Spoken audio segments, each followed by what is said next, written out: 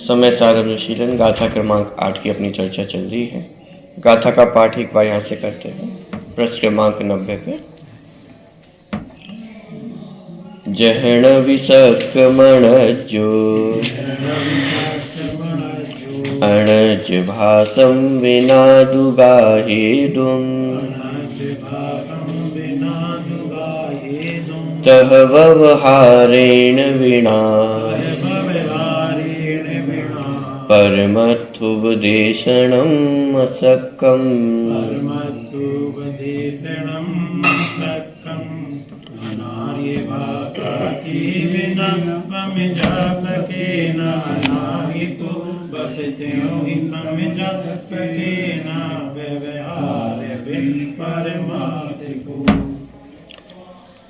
छठी और सातवीं गाथा में जहाँ निश्चय नहीं की मुख्यतः से कथन किया गया था कि आत्मा प्रमत्त भी नहीं है, अप्रमत्त भी नहीं है। सातवीं गाथा में ना ज्ञान है, ना दर्शन है और ना चारित्र है। तो शिष्य का यहाँ पे प्रश्न हुआ कि जब निश्चय नहीं उपाधि है, निश्चय नहीं के द्वारा प्रतिपादित जो वस्तु स्वरूप है वही ग्रहण करने योग्य है, उसी का ध्यान करना है, तो फिर व्यवहार का प्रतिपादन ही क्यों करते हो, व्यवहार का प्रयोग ही क्यों किया? व्यर्थ में ही दो डाउट मन में खड़े हो जाते हैं, कंफ्यूजन खड़ी होती है। तो इससे तो अच्छा व्यवहार को बताते ही नहीं। जब व्यवहार छोड़ना ही है तो व्यवहार को समझना क्यों है, व्यवहार को पढ़ना क्यों है? तो उसके समाधान हेतु 8वीं नंबर की गाथा हमारे सामने प्रस्तुत हुई कि वास्तव में निश्चय नय को तो हमें ग्रहण करना है, लेकिन उसको ग्रहण करने के लिए उसको समझना आवश्यक है, और निश्चय नय को समझाने के लिए व्यवहार नय की आवश्यकता पड़ती ही पड़ती है। बिना व्यवहार के नय के प्रयोग बिना निश्चय नय को समझना संभव नहीं है। क्यों? क्योंकि व्यवहार नय प्रतिपादक है किसका? निश्चय नय का। तो इस तरह से इनमें प्रतिपाद्य और प्रतिपादक संबंध ये भी इसमें स्थापित होता है। व्यवहार नय भी किस प्रकार से छोड़ना, उसकी भी थोड़ी सी चर्चा अंतिम जो अपन ने पढ़ा था उसमें आई थी कि व्यवहार को भी पहले स्थापित करके फिर उसको छोड़ा जाता है।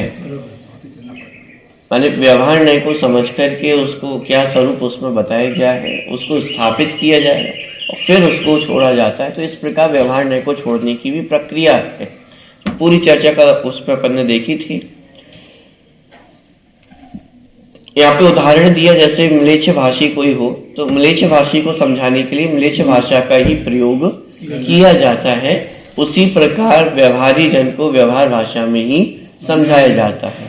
लेकिन इतनी सावधानी जरूर आवश्यक है कि म्लेच्छ भाषा में तो समझाना, लेकिन स्वयं म्लेच्छ नहीं हो जाना। उसी प्रकार व्यवहार भाषा का प्रयोग तो किया जाता है, लेकिन व्यवहार का अनुसरण नहीं किया जाता है। अनुसरण तो निश्चय नय का ही किया जाता है। ये सारी चर्चा अपन ने देखी थी। पृष्ठ क्रमांक 92 सेकंड पैराग्राफ लिखा है, ध्यान रहे। यहां से अपन पढ़ते हैं। ध्यान रहे, यह व्यवहार नय की हेयोपाधिता पर विचार करते हुए उदाहरण के रूप में व्यवहार नय का वही भेद लिया गया है जो सातवीं गाथा में कहा गया था। कौन सा भेद लिया गया था सातवीं गाथा में? एक पंक्ति में निश्चय नय का कथन था और एक पंक्ति में व्यवहार नय का। पहली पंक्ति में व्यवहार नय का कथन है, तो क्या कहा गया था उसमें कि व्यवहार नय से आत्मा में ज्ञान, दर्शन और चारित्र तीनों मौजूद हैं। पहली पंक्ति। तो ये कौन से नय का कथन है? व्यवहार नय का। कौन से व्यवहार नय का? 4 प्रकार के हैं। असद्भूत व्यवहार नय। असद्भूत का तो मतलब हो गया कि उनकी सत्ता भी आत्मा में नहीं है। ये चौथे नंबर का नय, अनुपचरित सद्भूत व्यवहार नय। आत्मा में जो भेद प्रभेदों की सत्ता को स्वीकृत करता है कि आत्मा में ज्ञान, दर्शन, चारित्र ये सभी चीजें मौजूद है। ये चौथे नंबर का व्यवहार नय। तो यहाँ पे भी व्यवहार नय की हेयोपाधिता पर विचार करते हुए उदाहरण के रूप में व्यवहार नय का वही भेद लिया गया है जो सातवीं गाथा में कहा गया था।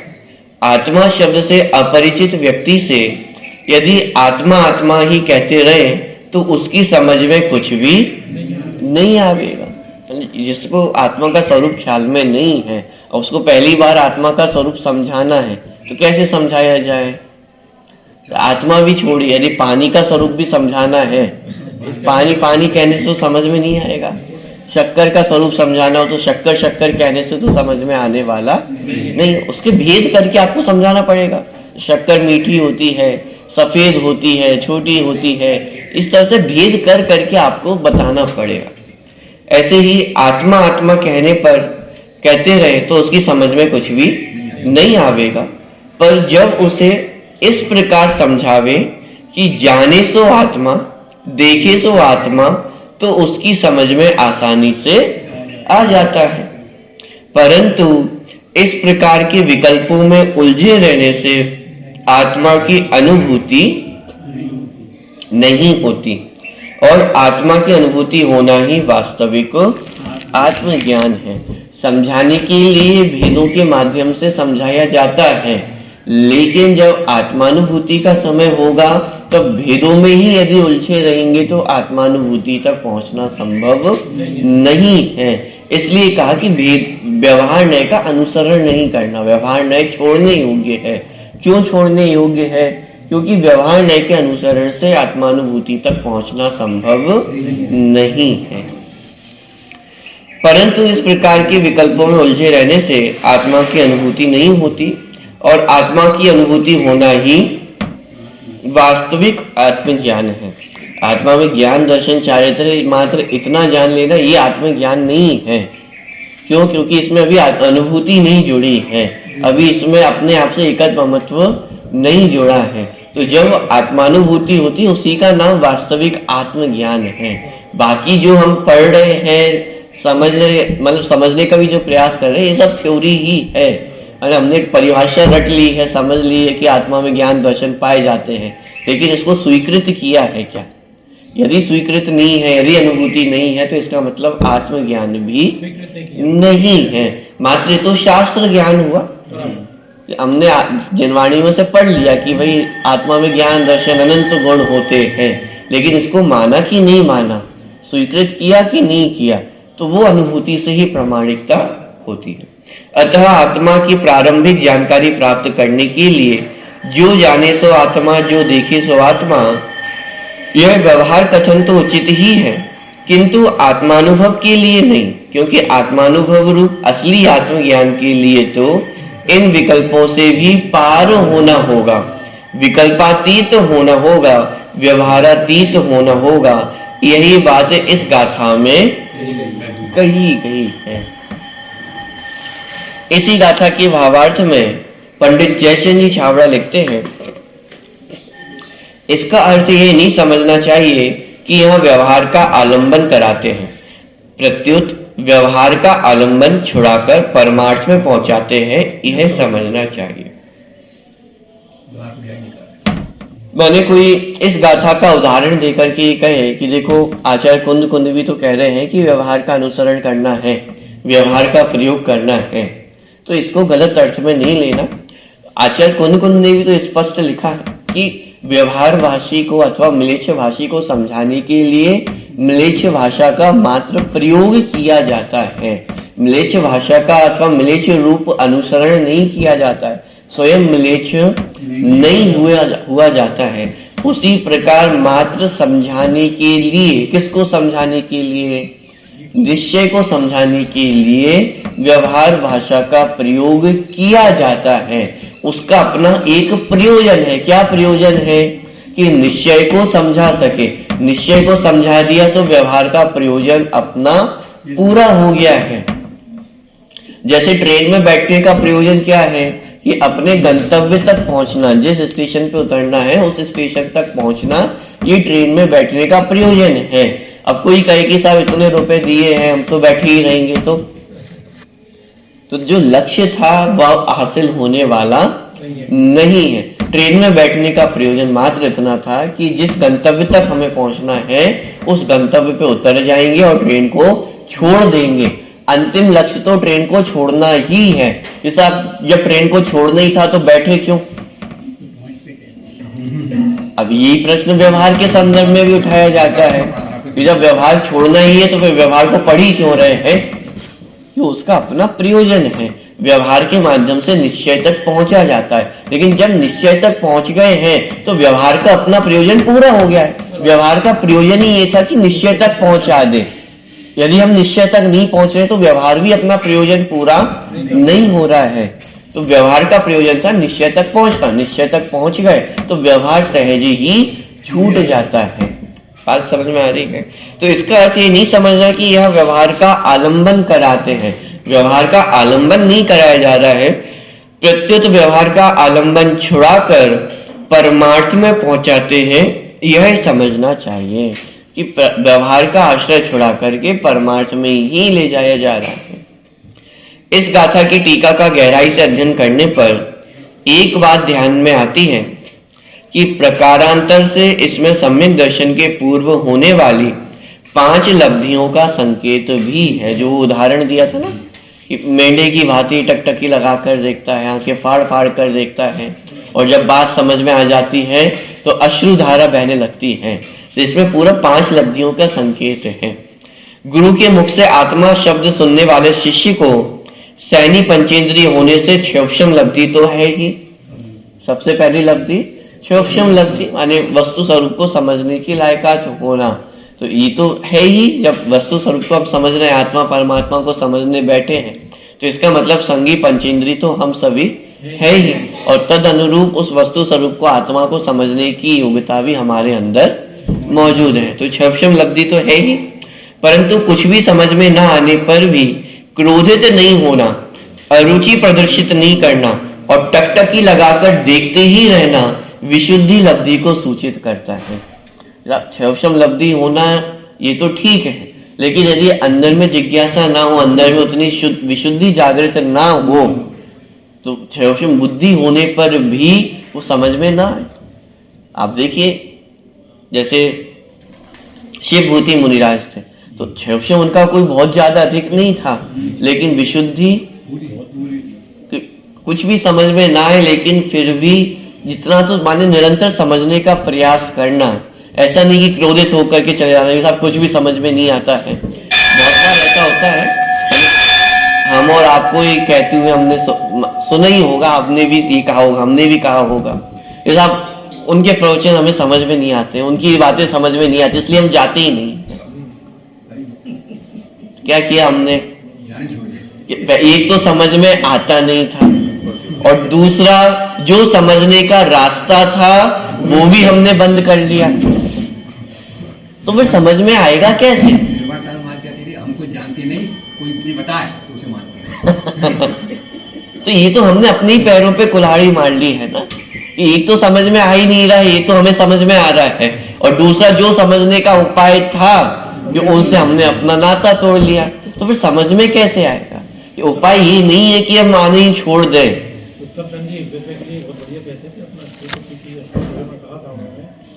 ये कहता ना मुझे समझ में नहीं आता, इसका मतलब तुझे समझ में तो आ रहा है ना, मुझे समझ में नहीं आता। मैं कैसे मानूं कि तुझे समझ में नहीं आता? लेकिन ये अरुचि को दर्शाता है। जहां रुचि होती है हम वहां से अलग नहीं होते हैं, और जहां अरुचि होती है वहां हम सिर्फ एक बहाना ढूंढते हैं कि कैसे बचा जा सके। व्यापार करने में रुचि होती है तो भले ही 1000 कठिनाइयां आए, लेकिन उनको पार करना हम सीखते हैं ना, संघर्ष करते हैं, आगे बढ़ते हैं। वहां रुचि है तो संघर्ष करके भी पीछे नहीं हटते हैं। जैसा बहुत समस्या है, हम तो नहीं करेंगे।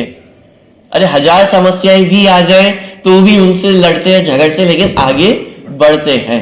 लेकिन इस मार्ग में जहाँ स्वाध्याय का मार्ग हो, जहाँ अपने स्वरूप को समझने का मार्ग हो, एक जरा सी कठिनाई आई तो हम तुरंत पीछे हट जाते हैं। इसका मतलब अभी हमारे अंदर वो विशुद्धि जागृत नहीं है, रुचि जागृत नहीं है। लेकिन वो शिष्य कैसा था? उनकी शक्ल देखते मंदिर में चलो, लेकिन वो शिष्य कैसा है कि कुछ भी समझ में नहीं आ रहा, क्योंकि म्लेच्छ भाषी है।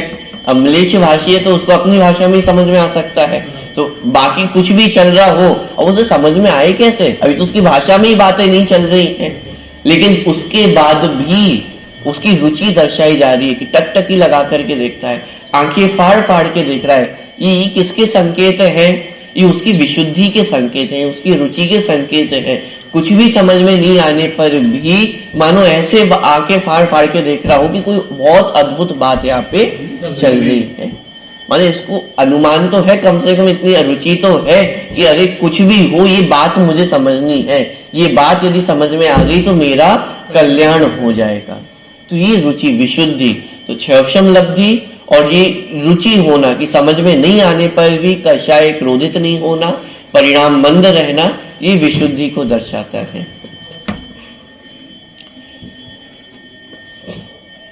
देखिए, तो गुरु के मुख से आत्मा शब्द सुनने वाले शिष्य को सैनी पंचेंद्रिय होने से क्षयक्षम लब्धि तो है ही, परंतु कुछ भी समझ में ना आने पर भी क्रोधित नहीं होना, अरुचि प्रदर्शित नहीं करना और टकटकी लगाकर देखते ही रहना विशुद्धि लब्धि को सूचित करता है, क्योंकि कषाय की मंदता के बिना ऐसी प्रवृत्ति संभव नहीं है।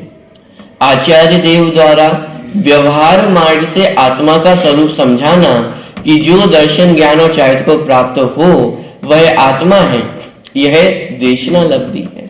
गुरु के माध्यम से देशना प्राप्त हो ही रही है। गुरु स्वस्ति शब्द कह रहे थे, अब भले ही उसको समझ में नहीं आ रहा हो, लेकिन देशना तो सदा उपलब्ध है ही। तो ये देशना लब्धि, प्रसन्न चित्त से इस देशना को सुनना, समझने में चित्त लगाना प्रायोग्य लब्धि को सूचित करता है। और गुरु वचन का मर्म ख्याल में आते ही बोध तरंगों का उछलना और आनंद आश्रुओं का आना करण लब्धि का सूचक है। क्योंकि जो सम्यक दर्शन की प्राप्ति होती है वह करण लब्धि होने पर ही होती है, प्रायोग लब्धि तक भी सम्यक की प्राप्ति नहीं होती है। हाँ, लेकिन वहां तक वो रुचि जागृत हो गई है। जैसे टोडरमल ने सम्यक तो सन्मुख मिथ्या दृष्टि जीव कहा, वो रुचि है, विशुद्धि है, अंदर में समझने की योग्यता है, तो उस योग्यता तक वह पहुंच रहा है, निरंतर प्रयास कर रहा है और प्रयास करते करते वो आत्मानुभूति को भी प्राप्त हो जाता है। तो उसको जो आनंद अश्रु बहने लगे, बोध तरंगे उछली, तो ये सब उस करण लब्धि को दर्शा रहा है। तो इस प्रकार ये पांचों लब्धि उस उदाहरण में निहित है कि गुरु के माध्यम से उपदेश को प्राप्त हो रहा है, लेकिन कुछ भी समझ में नहीं आ रहा है, लेकिन फिर भी क्रोधित नहीं हो रहा है, छोड़ करके नहीं जा रहा है, ये उसकी विशुद्धि लब्धि है। तो क्षयक्षम लब्धि, विशुद्धि लब्धि, गुरु के माध्यम से उपदेश प्राप्त हो रहा है, देशना लब्धि, और उसको ही समझने में अपना चित्त लगा रहा है, प्रायोग्य लब्धि, और ऐसे करते करते उसको वो भाव भाषण भी उसका हो गया। तो आनंद के अश्रु बहने लगे, माने आनंद की तरंगे उछलने लगी, ये करण लब्धि माने सम्यक की प्राप्ति वहां पर हो गई है। तो ये कोई उस शिष्य की बात नहीं चल रही है, ये अपनी बात चल रही है। हमें अपने ऊपर ही टेस्टिंग करनी है कि ये पांच लब्धियां हमारे जीवन में है या नहीं है, विशुद्धि लब्धि हमारे जीवन में है या नहीं है, देशना लब्धि माने उपदेश तो हमारे पास निरंतर उपलब्ध है, लेकिन उस उपदेश को अपने चित्त में बिठाने रूप जो प्रायोगिक लब्धि है, उतनी विशुद्धि हमारे चित्त में है या नहीं है, इन बातों का विचार करना आवश्यक है। ना हो, सुनने की रुचि ना हो, तो काय को लोग जा रहे हैं गर्मी में जा रहे हैं। विचार करने की बात है, और मात्र ऊपर ऊपर की बात नहीं है। जब आ तो रहे इतनी गर्मी में, इसका नाम विशुद्धि लब्धि नहीं है। अरे चाहे सर्दी हो, गर्मी हो, ठंड हो, कुछ भी हो, यदि हम आत्मा के प्रति यदि रुचि है तो वो बाहर का मौसम नहीं देखेगा, बाहर की परिस्थितियां नहीं देखेगा। और यदि अंतर में रुचि नहीं है तो फिर ये भाषा में कहने में ही आ जाएगा, जब आ तो रहे हैं। तो ये मात्र ऊपर ऊपर की बात नहीं है, और ऊपर ऊपर की बात इसलिए नहीं है क्योंकि इससे हमारा सुख दुख जुड़ा हुआ है। आप ऊपर ऊपर की बात करके बच भी जाओगे तो किससे बचोगे? आपने दूसरों को मूर्ख बना दिया, इससे होने क्या वाला है? स्वयं तो दुखी ही रहने वाले हैं ना। इसलिए अंदर से चित्त से विचार करने की बातें हैं। देखिए, तात्पर्य यह है कि भले ही कोई जीव आत्मा के बारे में कुछ भी ना जानता हो, पर उसमें पात्रता हो, अपने आत्मा को समझने योग्य बुद्धि का विकास हो, कषाय मंद हो, आत्मा की तीव्र रुचि हो, आत्मज्ञानी गुरु के प्रति बहुमान का भाव हो, आस्था हो, यथा योग्य विनय हो, उनसे आत्मा का स्वरूप समझने की धगस हो, गहरी जिज्ञासा हो, पूरा पूरा प्रयास हो, तो योग्य गुरु के द्वारा करुणा पूर्वक व्यवहार मार्ग से समझाए जाने पर आत्मा की बात उसकी समझ में अवश्य आती है, और यदि पुरुषार्थ की उग्रता हो तो आत्मानुभव भी होता ही है। ये लगा गारंटी देते ना, ये लगा। और आप प्रथमान्यु उठा करके देखिए तो आप कितने उदाहरण आपको पढ़ने को मिल जाएंगे। महावीर स्वामी का जीव और पहले के भवों में जाकर के देखते तो पूर्व भी बातों, अभी तो मांस भक्षण भी छोड़ा नहीं था उस पर्याय में, लेकिन फिर भी कोई मुनिराज है, कोई महान आत्मा है, कोई महान जीव है, और जो वो कह रहे हैं वो समझने योग्य है, वो ग्रहण करने योग्य है, लेकिन फिर भी भले ही अपने जीवन में 100% ग्रहण नहीं कर पा रहा, लेकिन फिर भी 1% भी ग्रहण कर सकूं, ये उसके अंदर भाव था ना, ये उसके अंदर बहुमान था, ये उसके अंदर जिज्ञासा थी समझने की, तो वही जीव आगे चल करके महावीर स्वामी बने। अरे बात जिज्ञासा की है।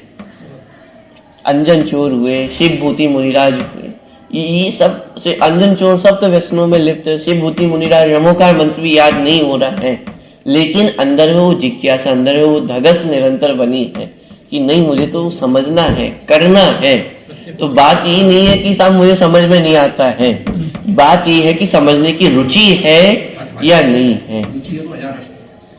समझने की रुचि है तो हजारों रास्ते हैं, लेकिन यदि समझने की रुचि भी नहीं है तो हजारों मायने तो हम स्वयं ही अपने हाथों से रास्ते बंद कर रहे हैं ना। जब ऐसे ऐसे जीवों को ये बात वस्तु स्वरूप समझ में आ सकता है, जब शेर की पर्याय में वो सम्यक दर्शन प्राप्त कर सकता है, तो फिर हम और आपको तो सारी सुविधाएं हैं, हम और आपके पास तो बुद्धि भी है समझने की, तो समझ में क्यों नहीं आएगा? जब दुनिया में हम इतनी कठिन कठिन चीजें समझ लेते हैं, व्यापार के रास्ते इतने कठिन कठिन वो हम समझ लेते हैं, छोटा सा बालक भी गणित की इतने कठिन कठिन सवाल सॉल्व कर लेता है, नहीं कर लेता है। 8वीं 10वीं के बालक भी इतने कठिन कठिन सवाल सॉल्व कर लेते हैं। आज आपको यदि उनकी पुस्तक दे दी जाए गणित की तो आप भी सॉल्व ना कर पाओ, लेकिन वो छोटा सा बालक भी ये सब फटाफट सॉल्व कर लेते हैं ना। तो ऐसा तो नहीं बुद्धि की कमी हो, बुद्धि की कमी किसी के पास भी नहीं है, लेकिन समझने की रुचि का अंतर मात्र है। रुचि होगी तो समझ में आएगा ही आएगा, और मात्र समझ में ही नहीं आएगा बल्कि आत्मानुभूति तक भी जीव निश्चित रूप से पहुंचता ही पहुंचता है। लेकिन यदि रुचि ना हो तो 11 अंग 9 पूर्व तक का भी ज्ञान इस जीव ने किया है ना। 11 अंग 9 पूर्व तक का ज्ञान हो जाने पर भी यदि आत्मरुचि ना हो तो वह सब व्यर्थ चला जाता है, और यदि रुचि हो तो एक आत्मा शब्द सुनकर के ही अपना काम हो जाता है। देखिए, इस प्रकार इस गाथा में 5 लब्धियों को प्राप्त कर सम्यक दर्शन प्राप्त करने की विधि का भी परिज्ञान करा दिया गया है। पात्र, शिष्य और निश्चय व्यवहार के आत्मज्ञानी गुरु का स्वरूप भी स्पष्ट कर दिया गया है। अब देखिए यहाँ पे जो शिष्य और गुरु, उन दोनों की पात्रता को भी स्पष्ट किया कि शिष्य कैसा होना चाहिए, जिज्ञासुवंत होना चाहिए, उसमें जिज्ञासा होना चाहिए, समझने की योग्यता होनी चाहिए, धैर्य होना चाहिए। आप 10 दिन से आ रहे हो और कुछ भी समझ में नहीं आता है, समय व्यर्थ हो गया है, हमारा समय की कीमत है कि नहीं है। आप वस्तु स्वरूप समझने आ रहे हो, गुरु आपको समझा रहे हैं और आप ये कह रहे हो कि समय की कीमत है या नहीं है, इसका मतलब हमारे चित्त में धैर्य नहीं है, हमारे चित्त में वस्तु स्वरूप को समझने की जिज्ञासा नहीं है।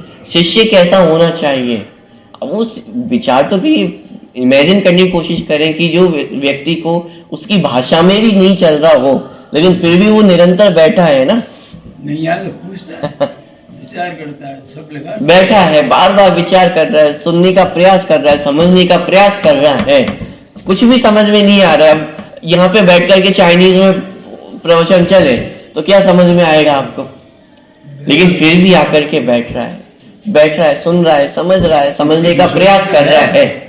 ये विशुद्धि को दर्शा रहा है, ये रुचि को दर्शा रहा है, ये शिष्य की पात्रता है, ये शिष्य की योग्यता है। ये कुछ भी नहीं समझने पे आने पर भी वह क्रोधित नहीं होता है, छोड़ करके नहीं जाता है, उठ करके नहीं जाता है, आप विचार करके देखिए, महावीर भगवान का समव शरण, गौतम गर्दन नहीं आए तो लोग बैठे हैं, 1 दिन हो गया, 2 दिन हो गए, निकलती जाना, महीना निकल गया है, 2 महीने हो गए हैं। 3 दिन मारे, 5 मिनट लेट होगा तो भागो। अब विचार करके देखें कि एक समय माने दिनों निकलते जा रहे हैं, लेकिन वो शिष्य जिनको जिज्ञासा है, रुचि है, वो निरंतर बैठे हैं वहां पर। इसका मतलब ये जिज्ञासा, ये शिष्य का स्वरूप है, ये जिज्ञासावंत, रुचिवंत होना चाहिए। तो निश्चय व्यवहारज्ञ आत्मज्ञानी गुरु का स्वरूप भी स्पष्ट कर दिया गया है। तो एक तो शिष्य का स्वरूप स्पष्ट किया और उसमें गुरु का उपदेश, गुरु का स्वरूप भी स्पष्ट किया कि गुरु भी कैसा, कि वह निश्चय व्यवहार का ज्ञानी हो। अकेले निश्चय का ही ज्ञानी नहीं है, अकेले व्यवहार का भी नहीं है।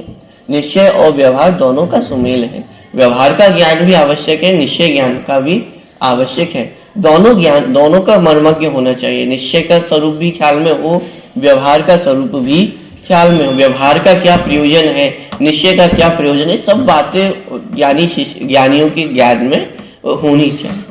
व्यवहार नहीं की उपयोगिता बताकर जिनवाणी में उसके प्रयोग का औचित्य भी स्पष्ट कर दिया है। और अंत में व्यवहार ने अनुसरण करने योग्य नहीं है, यह भी बता दिया है। प्रकारांतर से आत्मानुभव की प्रेरणा भी दी गई है। क्या कहा? व्यवहार नय की उपयोगिता भी बताई और व्यवहार नय का क्या प्रयोजन है ये भी बताया, और व्यवहार नय का कहाँ अनुसरण नहीं करना है उस बात को भी स्पष्ट किया।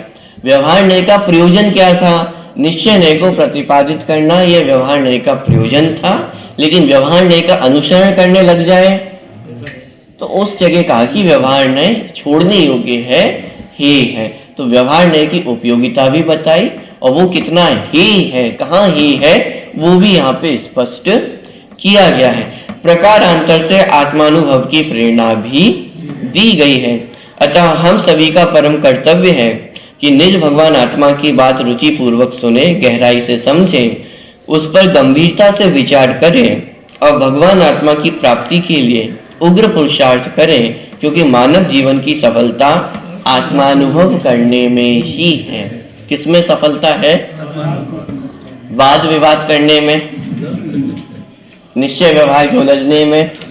गुरुदेव कहते बात विवाद करे सुवर्ण। मानव जीवन की सफलता वाद विवाद करने में नहीं है कि साहब हमारे तर्क बहुत प्रबल है, हमने तो ऐसा तर्क दे दिया, हमने तो चुप करा दिया। इसमें क्या दम है? दम इसमें है कि हम सुखी हुए कि नहीं हुए, आत्मानुभव की प्राप्ति हुई कि नहीं हुई, दम इस बात में है। और इसी बात के लिए हमारा पूरा पुरुषार्थ होना चाहिए। जीतना है कि हार जाएंगे ये प्रयोजन नहीं है।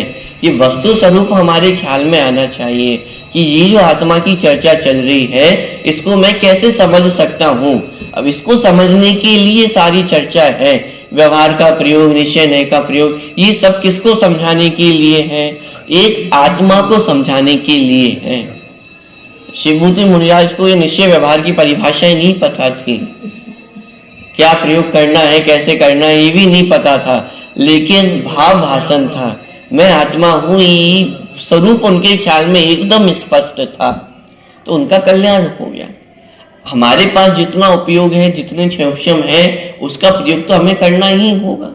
आज हमारे पास इतनी, तो हमारा पुण्य का उदय है कि हमारे पास इतनी बुद्धि मौजूद है। ऐसे पंचम काल में भी, अवसर पड़ी काल में भी इतनी बुद्धि मौजूद है कि हम ये बातें समझ सकते हैं, सुनने को मिल रही है, समझने को मिल रही है। तो इसका सदुपयोग करें। इनको व्यर्थ के बाद विवाद में उलझने से कोई फायदा नहीं है। अपना स्वरूप समझना है। किसको समझना है? स्वयं को ही समझना है। मुझे समझना है, अपना स्वरूप समझना है। इसके अलावा और कुछ करने योग्य नहीं है। तो मानव जीवन की सफलता आत्मानुभव करने में ही है और कोई कार्य करने में इस मनुष्य भाव की सफलता नहीं है। तो वो जिस भी प्रकार से बने उस प्रकार से हमें अपने जीवन सफल करना है। और जीवन सफल करने का उपाय आचार्य प्रदर्शित कर रहे हैं ना। ऐसा भी नहीं है कि कहीं आपको खोजने जाना हो कि कहाँ मैं सफल होऊंगा। सब कुछ तो आचार्य ने हमारे सामने खोल करके रख दिया है।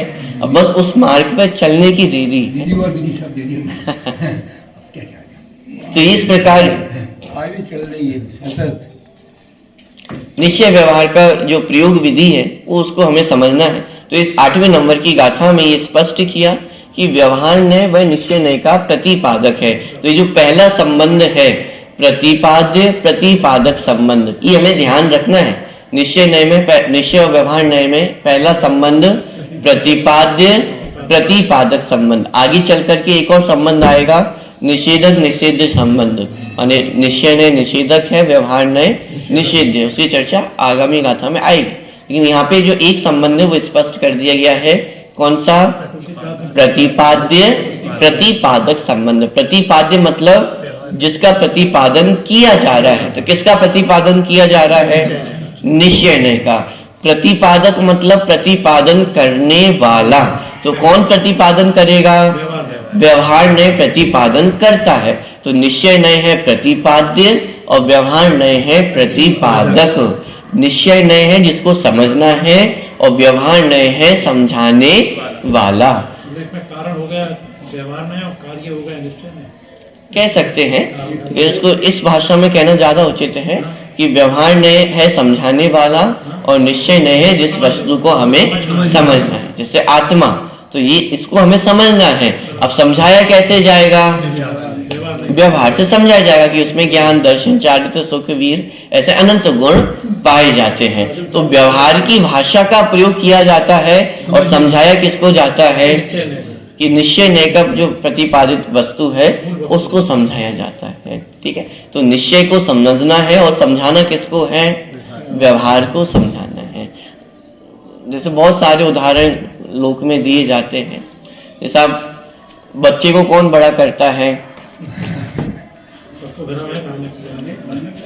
तो व्यवहार की भाषा में समझाया जाता है कि माता पिता पाल पोष करके बड़ा करते हैं। लेकिन निश्चय से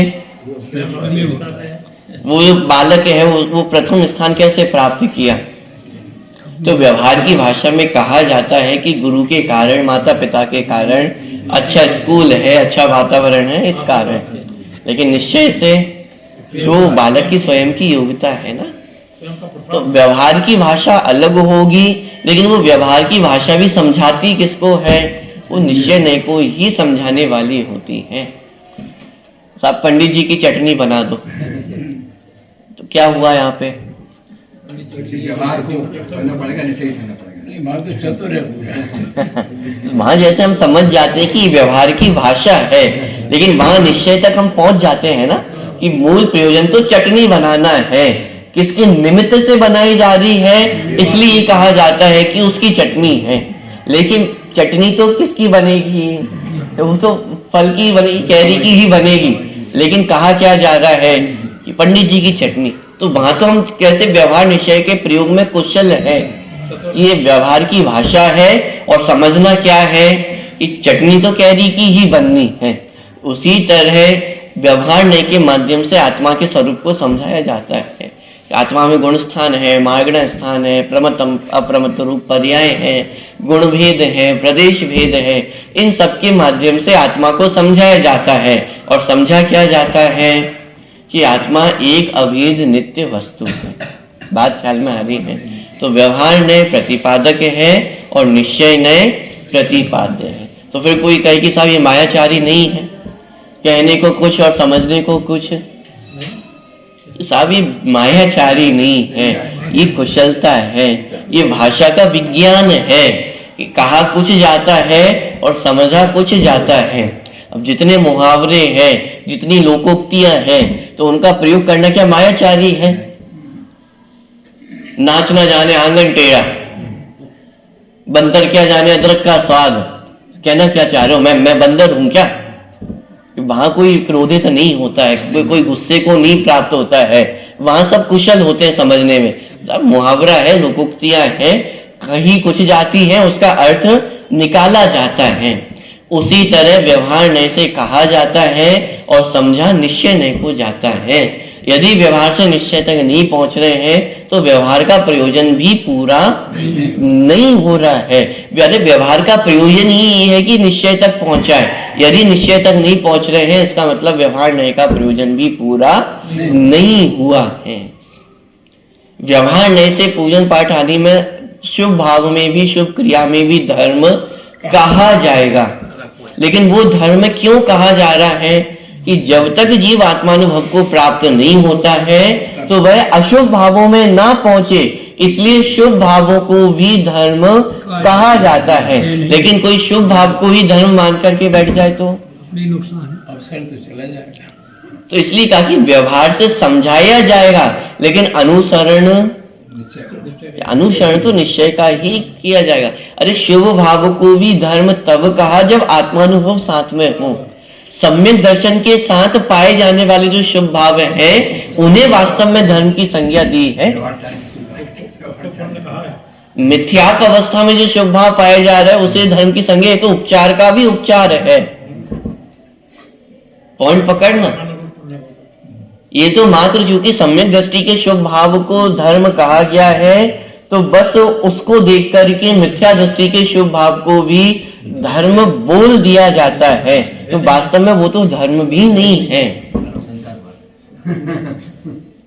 तो जो शुभ भावों को धर्म कहा गया है वो इसलिए कहा गया क्योंकि वे निश्चय सम्यक माने निश्चय धर्म के साथ पाए जाते हैं। आप परिभाषा जाके पढ़िए, व्यवहार धर्म की परिभाषा क्या है कि निश्चय के साथ निश्चय धर्म के साथ पाए जाने वाले जो शुभ भाव है उन्हें धर्म की संज्ञा दी गई है। ये निश्चय धर्म तो है नहीं, तो जो बाहर में शुभ भाव पाए जा रहे हैं वो वास्तव में व्यवहार धर्म भी नाम नहीं पाते हैं। अपन ने पहले बहुत चर्चा इस पे की है, जैसे बारात जारी हो तो बारात नाम कब पाती है कि जब दूल्हा साथ में हो तो जो लोगों की भीड़ है वो बारात नाम पाती है, और यदि दूल्हा ना हो तो पुलिस पीछे पड़ जाएगी। सब फालतू में आप जाम लगा के बैठे हो, ये कहाँ आपके पास परमिशन है कि इतने 50 लोग इकट्ठे हो सकते हैं। पॉइंट पकड़ में आ रहा है।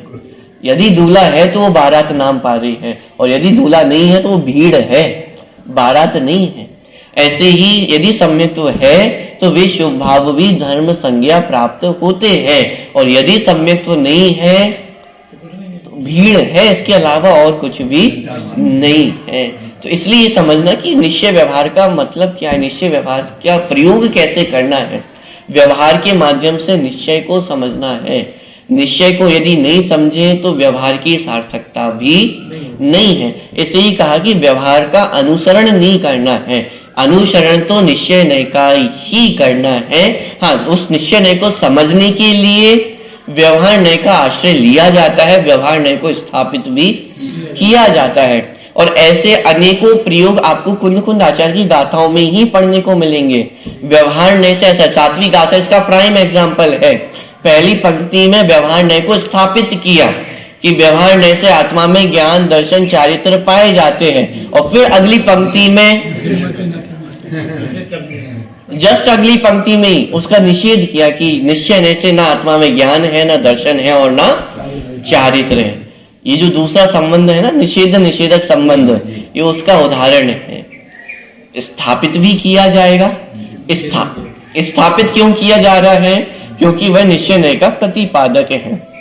यदि ज्ञान दर्शन चारित्र की बात ना करें तो आत्मा का स्वरूप ख्याल में भी नहीं आएगा, इसलिए ज्ञान दर्शन चारित्र की चर्चा की।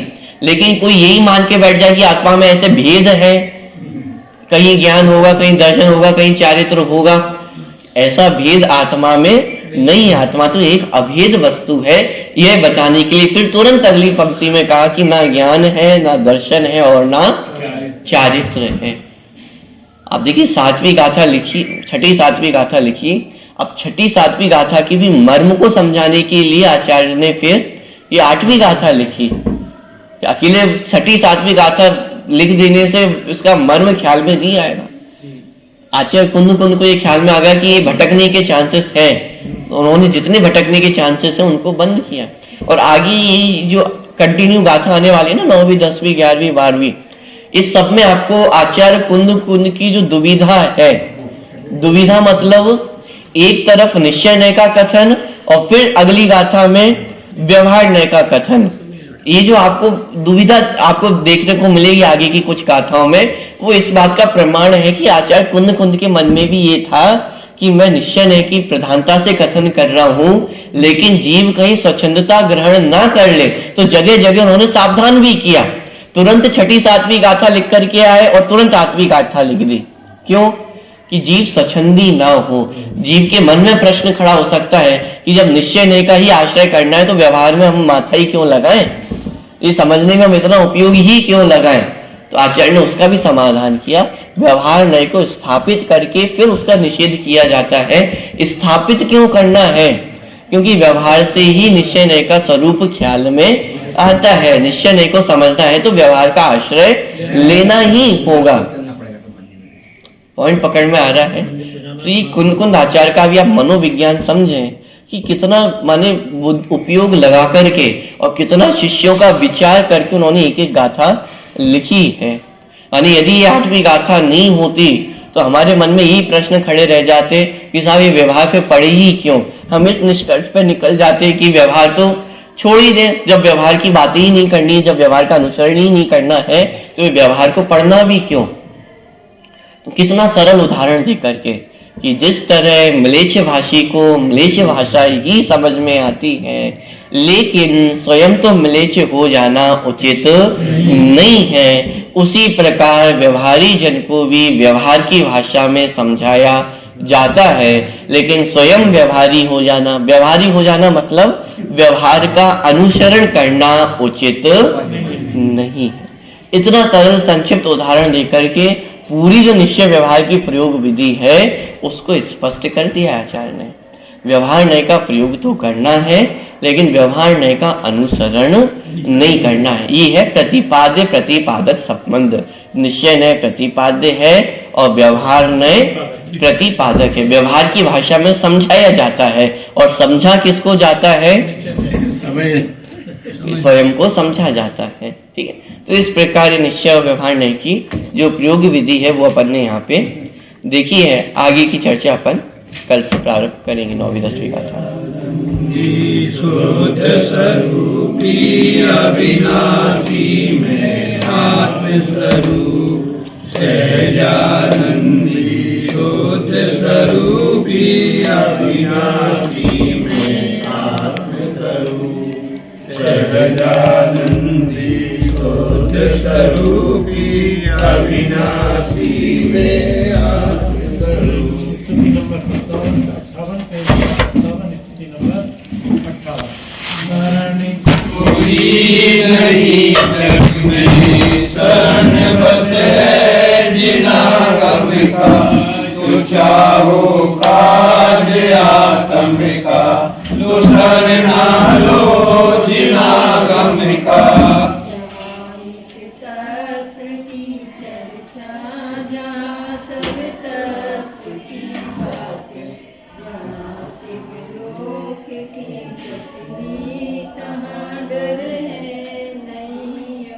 इसी से कर्म नसते हैं, इसी से धर्म बचते हैं, इसी से ज्ञान धरती है, बिहारी बन में आत्म का।